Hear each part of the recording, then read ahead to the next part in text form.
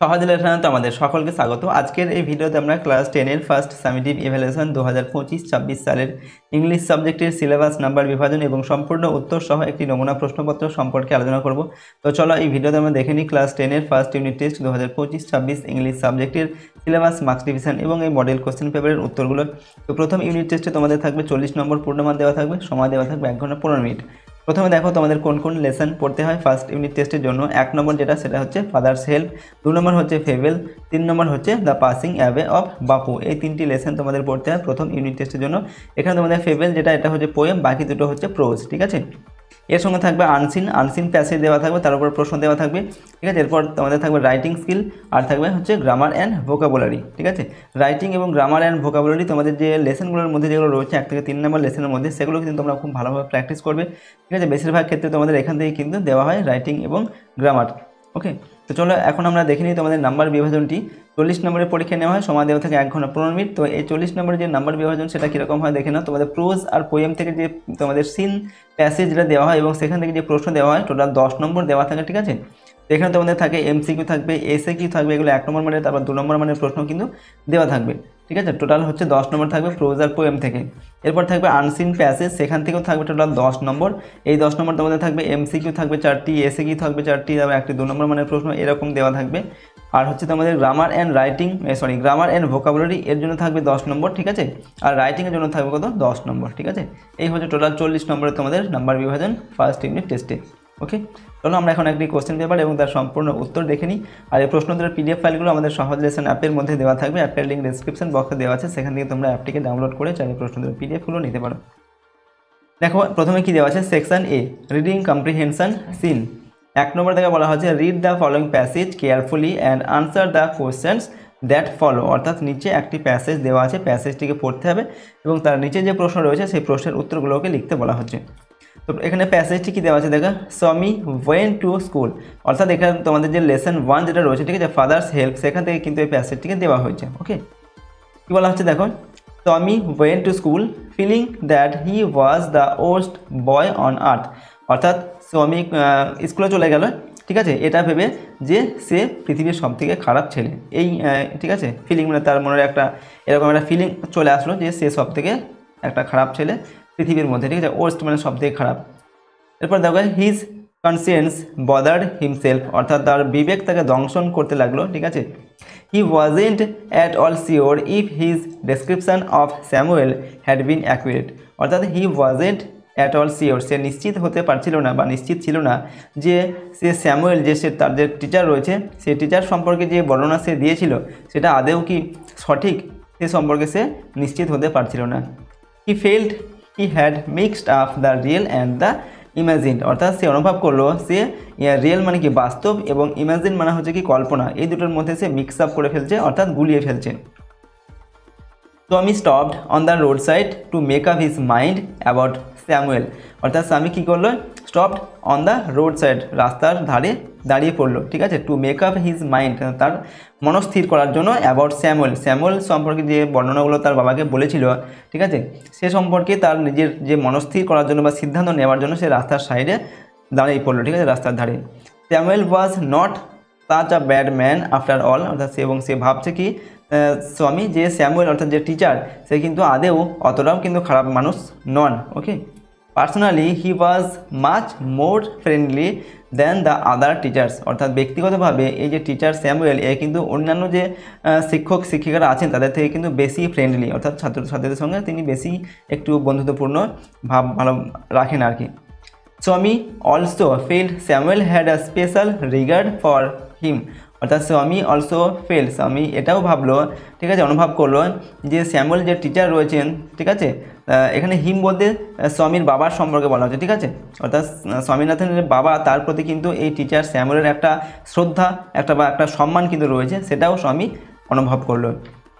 Next, Tommy's head was dizzy with confusion. ঠিক আছে, DG মানে হচ্ছে তার মাথাটা ঘুরতে লাগলো, ঠিক আছে, কনফিউশন এতটা তার কনফিউশন হয়ে গেল, ঠিক আছে, যে তার মাথা ঘুরতে লাগলো, এরকম অবস্থা হলো। He could not decide if Samuel really deserved the allegation made against him in the letter. অর্থাৎ কী বলা হচ্ছে, হি কুড নট ডিসাইড, সে স্থির করতে পারলো না, ডিসাইড মানে কি মনস্থির করা, বা সিদ্ধান্ত নেওয়া, সেই সিদ্ধান্ত নিতে পারলো না কে? স্বামী, ঠিক আছে। If Samuel really deserved the allegation, allegation মানে হচ্ছে যে অভিযোগগুলো করা হয়েছিল made against him in the letter, অর্থাৎ সেই স্বামীর বাবা সেই চিঠিতে যে অভিযোগগুলো তিনি লিখেছিলেন, ঠিক আছে, সেই অভিযোগগুলোর প্রকৃতই সে ডিজার্ভ করে কিনা, ঠিক আছে, টিচার স্যামুয়েল, ঠিক আছে, সে সম্পর্কে সে সিদ্ধান্ত করতে পারলো না, ওকে, স্বামী।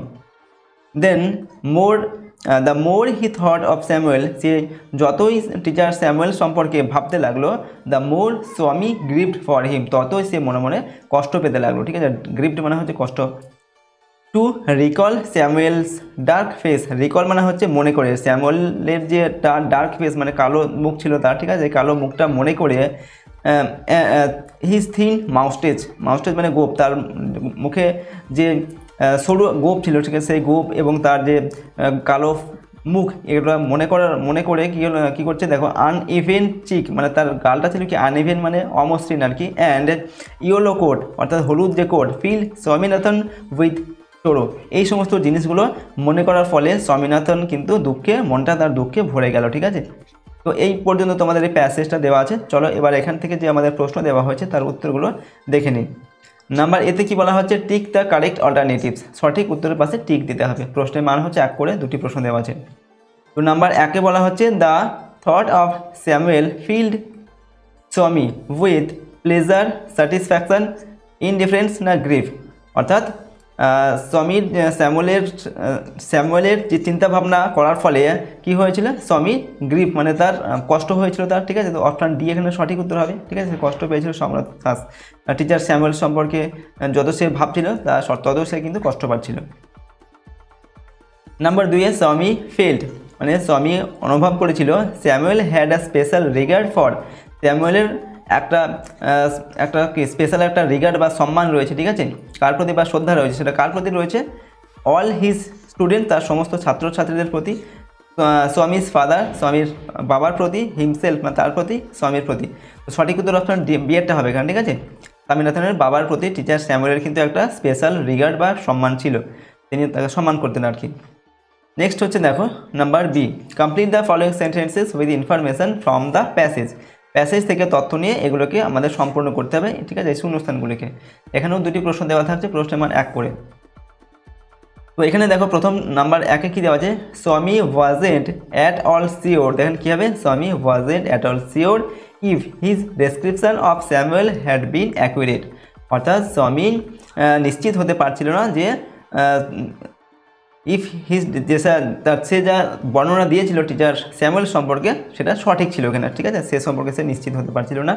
নাম্বার 2 হচ্ছে স্বামী কুড নট ডিসাইড, এখানে কি লিখবে, if Samuel really deserved the allegation made against him in the letter, অর্থাৎ স্বামী মনস্থির করতে পারেনি যে চিঠিতে তার টিচার সম্পর্কে যে অভিযোগগুলো করা হয়েছিল সে কি তিনি এই যে অভিযোগগুলোর প্রকৃত তিনি ডিজার্ভ করেন কিনা সে সম্পর্কে সে সিদ্ধান্ত নিতে পারেনি। নাম্বার সি দেখো, আনসার দ্য ফলোয়িং কোয়েশ্চেন, এখানে প্রশ্নের উত্তর লিখতে বলা হচ্ছে, ঠিক আছে। প্রশ্ন কী দেওয়া আছে, why did Swaminathan feel that he was the worst boy on the earth, প্রশ্নের মান 2 নম্বর দেওয়া আছে, অর্থাৎ এখানে বলা হচ্ছে স্বামীনাথন কেন এটা অনুভব করেছিল যে পৃথিবীর সব থেকে সে খারাপ ছেলে। তো এখানে আনসার লিখবে, Swaminathan felt that he was the worst boy on আর্থ, স্বামীনাথন পৃথিবীর সব থেকে খারাপ এটা সে অনুভব করেছিল, বিকজ কারণ হচ্ছে কি না, হি ওয়াজেন্ট অ্যাট অল শিওর, সে নিশ্চিত হতে পারেনি, if his description of Samuel, অর্থাৎ স্যামুয়েল সম্পর্কে যে ডেসক্রিপশন সে দিয়েছিল হ্যাড বিন অ্যাকুরেট, সেটা সঠিক ছিল কিনা, ঠিক আছে, এটা সে নিশ্চিত হতে পারেনি, এই কারণেই সে ভেবেছিল সে পৃথিবীর সব থেকে খারাপ ছিলেন। Next number 2, read the following poem and answer the questions that follow, এখানে একটি পোয়েম দেওয়া হয়েছে তোমাদের বই থেকে, ঠিক আছে, the squirrel and the mountain, সেখান থেকে কিন্তু পোয়েমটিকে ফেবেল থেকে দেওয়া হয়েছে, ঠিক আছে, পোয়েমটার নাম হচ্ছে তোমাদের ফেবেল, ওকে, ফেবেল। তো দেখো কবিতাটাকে পড়ো, তারপর তোমাদের কিন্তু প্রশ্নের উত্তরগুলোকে লিখতে হবে। কী দেওয়া আছে এখানে দেখো, the mountain and the squirrel had a quarrel, অর্থাৎ এখানে মাউন্টেন মানে হচ্ছে পাহাড় এবং কাঠবিড়ালের মধ্যে একটা ঝগড়া হয়েছিল, ঠিক আছে, and the former called the latter little prick, এবং ফর্মার বলতে আগের জন বলতে এই যে মাউন্টেন, ঠিক আছে, মাউন্টেন অর্থাৎ পাহাড়, কাঠবিড়ালকে বললো কি লিটল প্রিক, অর্থাৎ ছোট্ট নীতিবাগিস, ঠিক আছে, এরকম করে তাকে ব্যঙ্গ করলো আর কি। বান রিপ্লাইড, বান বলতে এখানে কাঠবিড়াল, ঠিক আছে, স্কুইরেল, তো কাঠবিড়ালি উত্তর দিল, কি উত্তর দিল, you are doubtless you are doubtless very big, অর্থাৎ নিঃসন্দেহে তুমি খুব বড়, ঠিক আছে, পাহাড়কে বলছে কে, কাঠবিড়ালি।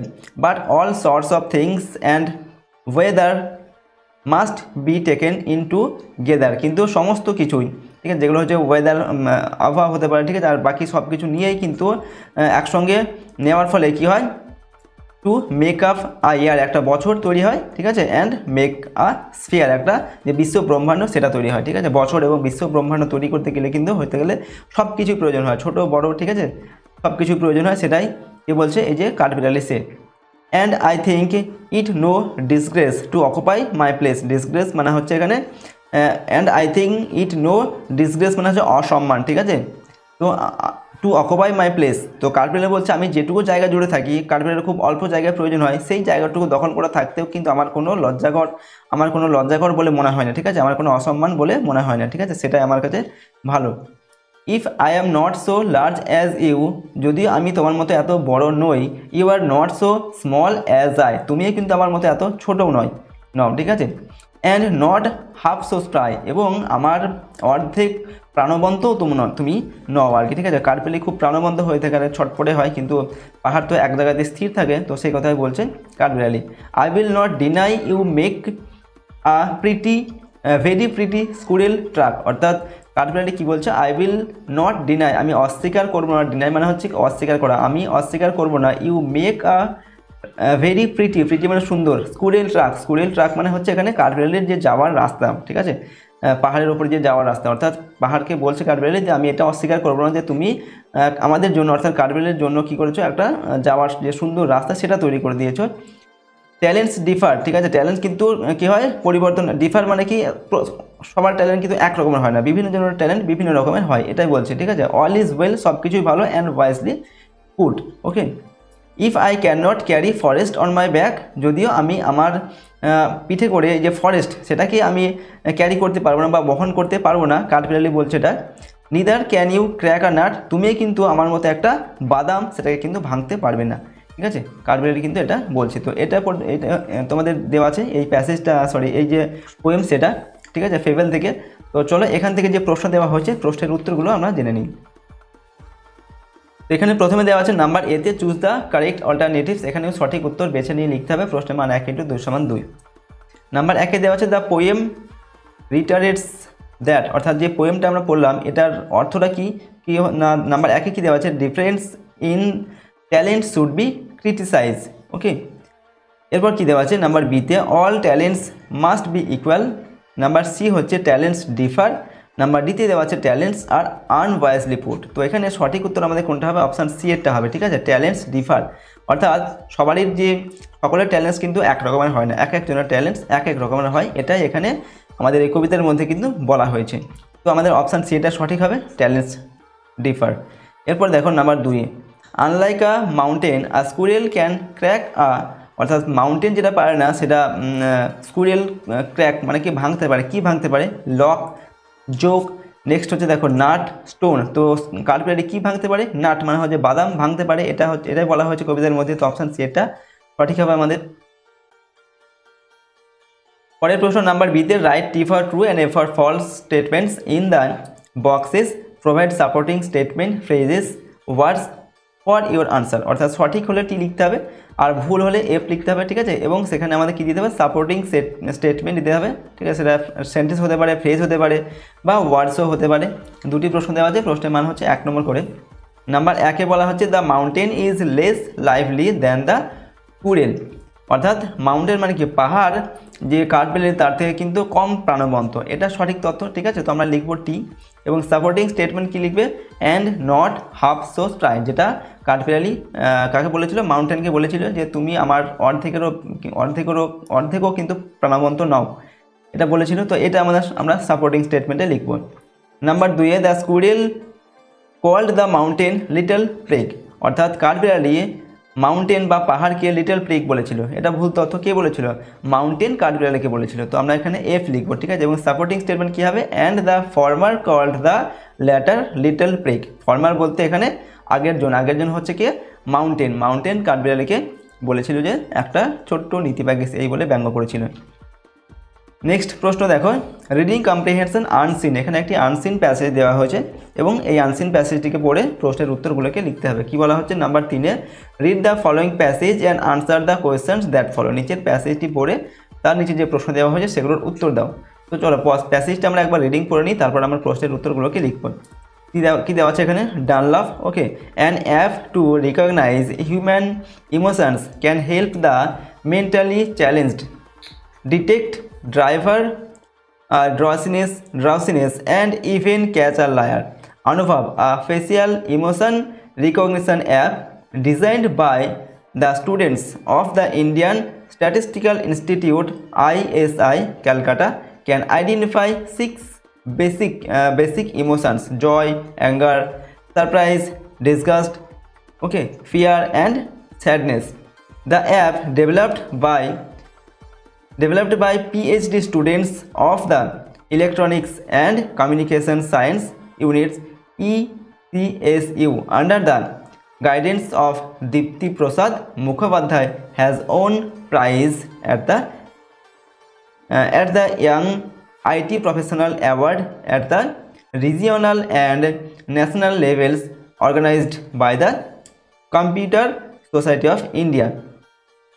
The app recognizes emotions through a 3-step process: face detection, facial feature extraction, and machine learning, where the machine is trained to classify the emotions.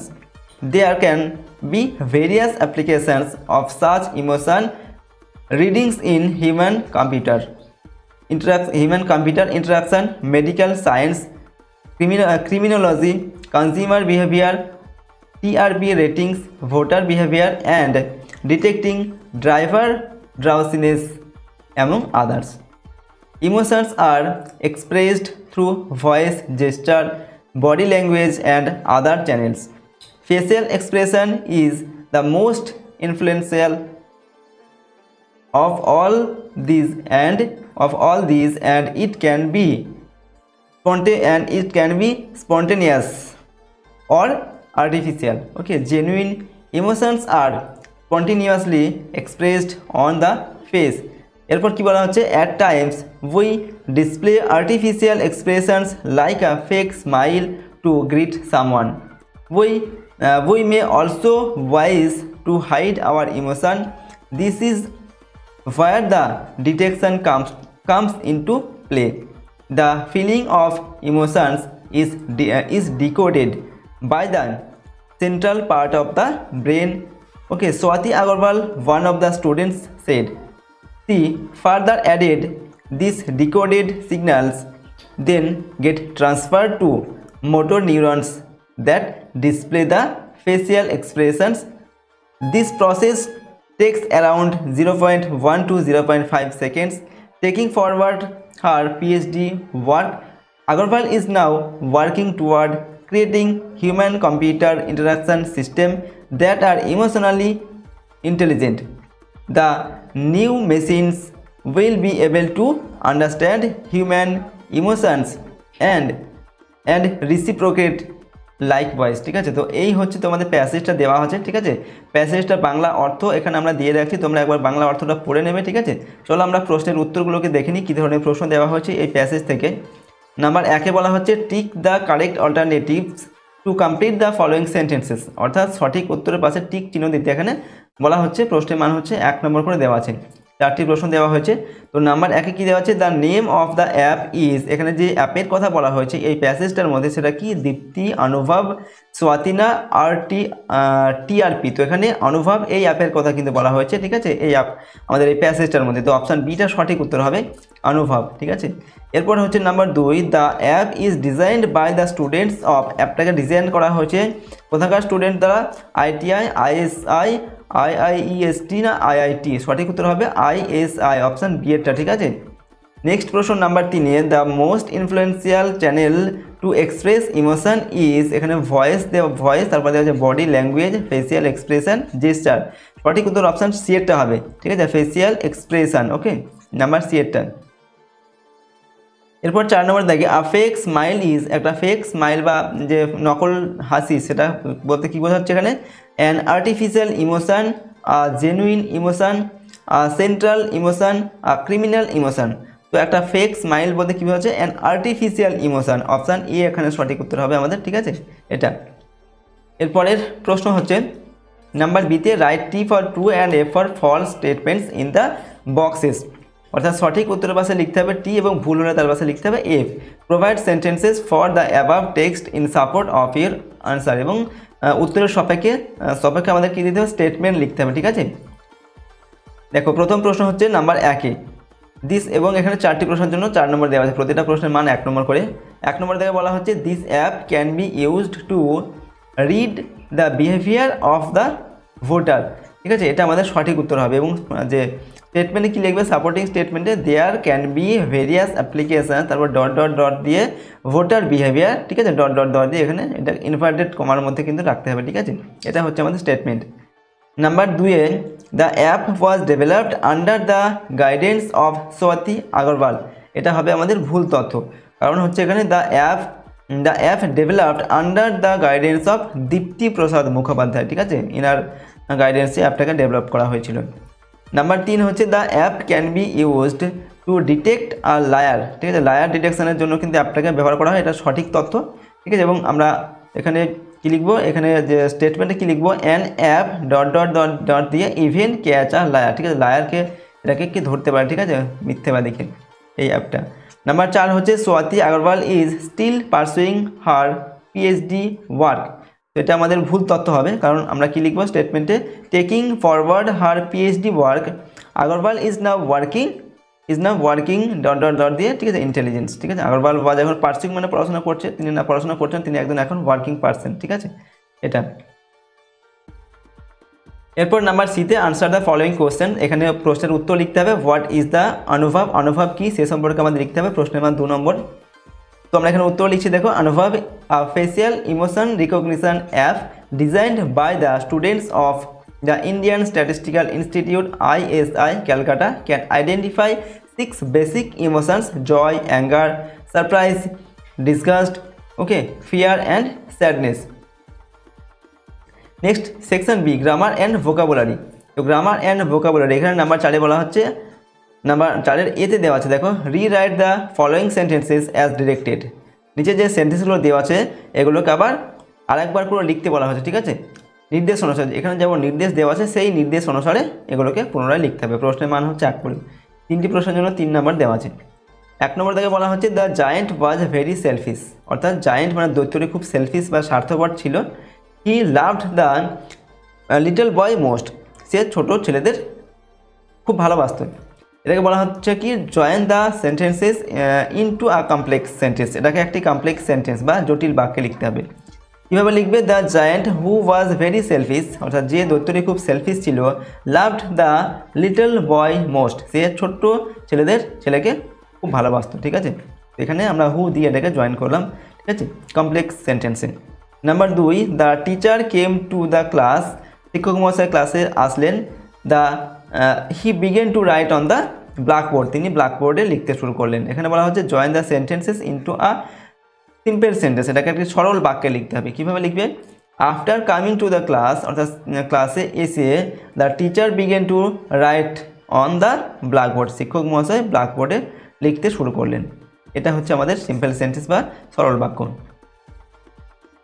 Number 3-এ দেওয়া আছে my words made her blush, change the voice, এটাকে voice change করতে হবে, অর্থাৎ আমার কথা তাকে লজ্জিত করেছিল, ব্লাশ হচ্ছে লজ্জিত, ঠিক আছে, তাকে লজ্জিত করেছিল। তো এটাকে আমরা কীভাবে করবো, এখানে অবজেক্ট হচ্ছে my word made her blush, তো হার এটা হচ্ছে অবজেক্ট, তো আমরা আগে লিখবো, কি লিখবো, সি, তো she was made to blush by my words, এই যে বাই মাই ওয়ার্ডস এটা সাবজেক্টের জায়গা আছে, এটাকে সাবজেক্টে কী আছে, মাই ওয়ার্ডস আছে, এটা বাই দিয়ে মাই ওয়ার্ডসটা শেষে হবে। এরপর দেখো 5 নম্বর থেকে বলা হচ্ছে given below are the meaning of 4 words which you will find in question number 3, অর্থাৎ নিচে কিছু শব্দ দেওয়া আছে, এই শব্দগুলোর অর্থ তুমি 3 নম্বর যে প্যাসেজ রয়েছে আমরা পড়েছিলাম আনসিন প্যাসেজ, সেই প্যাসেজের মধ্যে এর অর্থগুলো দেওয়া আছে। ফাইন্ড আউট দ্য ওয়ার্ডস সেই ওয়ার্ডগুলোকে খুঁজে বের করতে হবে and write them in the appropriate boxes, এবং সঠিক বক্সের মধ্যে এগুলোকে লিখতে হবে অর্থগুলো, ঠিক আছে। On the right hand side, অর্থাৎ ডান দিকে লিখতে হবে, ডান দিকে যে বক্স দেওয়া থাকবে।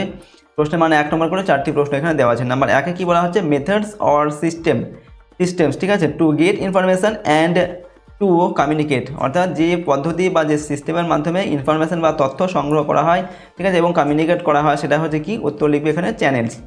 নাম্বার 2, অ্যাহিডের মানে হচ্ছে কি ফরওয়ার্ড বা সামনে এগিয়ে যাওয়া।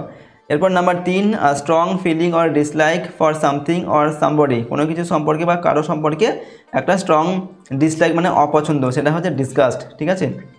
নাম্বার 4, আইডেন্টিফিকেশান মানে হচ্ছে কি চিহ্নিতকরণ, তো উত্তর কী হবে, ডিটেকশান হবে, ঠিক আছে। এরপর হচ্ছে সেকশন সি, রাইটিং স্কিল। এখানে 6 নম্বর দেখা দেওয়া আছে, write a letter to the editor of a news paper within 100 words.